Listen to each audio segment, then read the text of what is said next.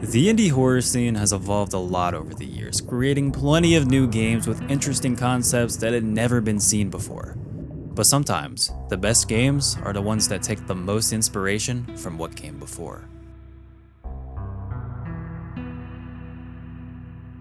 Crow Country is a 2024 indie horror game developed by SFB Games, and it does exactly that. Survival horror is a genre that's been around for a long time, but I think we can all agree that Resident Evil and Silent Hill are the kind of games that really popularized it and set a formula that Crow Country follows. We play as Mara Forrest as she explores the shut-down amusement park Crow Country, which is already a great setting for a horror game, because the park is sectioned off into 4 different areas that have different themes, and therefore it never really gets stale. There's always something new happening, new ideas presenting themselves. And much like the games it's inspired by, it's focused on solving puzzles to progress, to the extent where there's a game mode where there's literally no enemies, you just do the puzzles. The game's aesthetic purposefully harkens back to old PS1 and N64 games, which we've seen a lot of in recent years, but I think it works especially well for a horror game. I love Silent Hill 1 because of how hard it is to make anything out through all these damn polygons. Having to use your imagination almost makes it scarier, and I think this game does that very well.